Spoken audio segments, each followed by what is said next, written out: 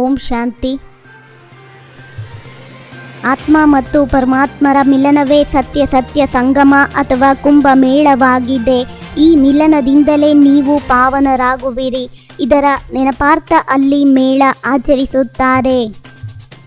ಜ್ಞಾನದ ಕೆಲವು ಸೂಕ್ಷ್ಮ ಮಾತುಗಳಿವೆ. ಅವುಗಳನ್ನು ತಿಳಿಸುವುದರಲ್ಲಿ ಬಹಳ ತಿಳುವಳಿಕೆ ಬೇಕಾಗಿದೆ. ಯುಕ್ತಿಯಿಂದ ಭಕ್ತಿ ಮಾರ್ಗ ಮತ್ತು ಜ್ಞಾನ ಮಾರ್ಗವನ್ನು ಸಿದ್ಧ ಮಾಡಬೇಕಾಗಿದೆ. ಈ ರೀತಿ ತಿಳಿಸಬೇಕು. ಹೇಗೆ ಇಲಿಯು ತಣ್ಣಗೆ ಊದುತ್ತದೆ ಮತ್ತು ಕಚ್ಚುತ್ತದೆ, ಹೀಗೆ ಸೇವೆಯ ಯುಕ್ತಿಯನ್ನು ರಚಿಸಬೇಕಾಗಿದೆ.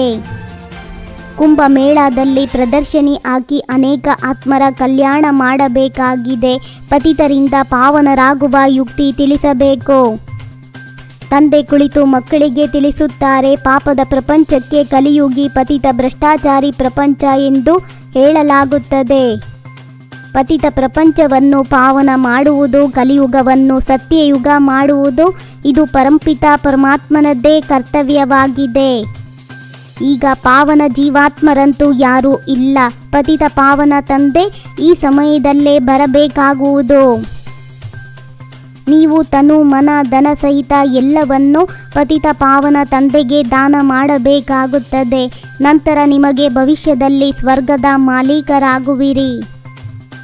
ಪತಿತ ಪಾವನನಂತೂ ಸರ್ವರ ಸದ್ಗತಿದಾತ ಶಿವಬಾಬಾ ಒಬ್ಬರೇ ಆಗಿದ್ದಾರೆ. ತ್ರಿವೇಣಿಯನ್ನಂತೂ ಸದ್ಗತಿದಾತ ಎಂದು ಹೇಳಲಾಗುವುದಿಲ್ಲ. ಇವು ನದಿಗಳಾಗಿವೆ.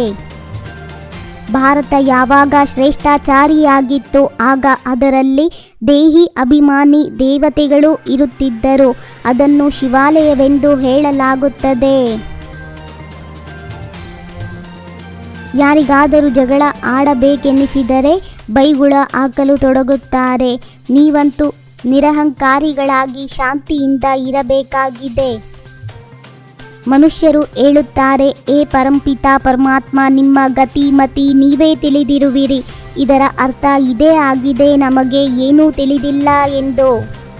ಮನುಷ್ಯ ಭಗವಂತನ ಹೆಸರಿನಲ್ಲಿ ಅನೇಕ ದಾನ ಪುಣ್ಯ ಮಾಡುತ್ತಾನೆ. ಅದು ಒಂದು ಜನ್ಮಕ್ಕಾಗಿ ಫಲ ಸಿಕ್ಕಿಬಿಡುತ್ತದೆ.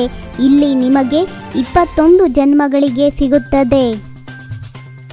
ಗೃಹಸ್ಥ ವ್ಯವಹಾರದಲ್ಲಿರುತ್ತಾ ದೇಹದ ಸರ್ವ ಸಂಬಂಧಗಳಿಂದ ಬುದ್ಧಿಯನ್ನು ತೆಗೆದು ತಂದೆಯ ಜೊತೆ ಜೋಡಿಸುವ ಪುರುಷಾರ್ಥ ಮಾಡಬೇಕಾಗಿದೆ.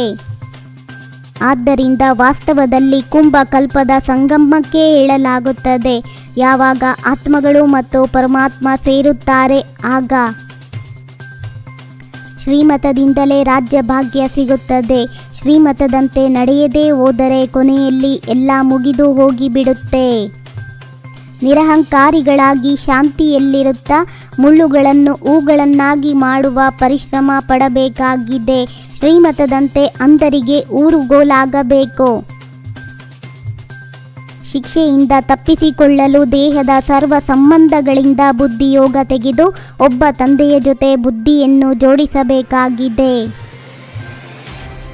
ಸಮರ್ಥ ಸಂಕಲ್ಪಗಳ ಮೂಲಕ ಜಮಾದ ಖಾತೆಯನ್ನು ಹೆಚ್ಚಿಸಿಕೊಳ್ಳುವಂತಹ ಪವಿತ್ರ ಅಂಶಭವ. ಸ್ವಯಂವನ್ನು ಈಶ್ವರಿಯ ಮರ್ಯಾದೆಗಳ ಕಂಕಣದಲ್ಲಿ ಬಂಧಿಸಿ ಬಿಡುತ್ತೀರೆಂದರೆ ಸರ್ವ ಬಂಧನಗಳು ಸಮಾಪ್ತಿಯಾಗಿ ಬಿಡುತ್ತದೆ. ವಿಶ್ವದಲ್ಲಿ ಶಾಂತಿ ಮತ್ತು ಸೃಷ್ಟಿಯ ಆದಿಯಲ್ಲಿ ಸ್ವರ್ಗದಲ್ಲಿ ಒಂದೇ ಧರ್ಮವಿತ್ತು. ಈಗ ಅನೇಕ ಧರ್ಮವಿದೆ. ತಂದೆಯೇ ಬಂದು ಶಾಂತಿ ಸ್ಥಾಪನೆ ಮಾಡುತ್ತಾರೆ. ಓಂ ಶಾಂತಿ. 21 ಜನ್ಮಗಳಿಗೆ 21 ಪರಮಾತ್ಮನ ಮಹಾವಾಕ್ಯವನ್ನು ಆಲಿಸಿ. ನಿಮ್ಮದೇ ಆದಂಥ ಈ ಚಾನಲಿಗೆ ಲೈಕ್ ಮಾಡಿ, ಶೇರ್ ಮಾಡಿ, ಸಬ್ಸ್ಕ್ರೈಬ್ ಆಗೋದನ್ನು ಖಂಡಿತ ಮರಿಬೇಡಿ. ಓಂ ಶಾಂತಿ.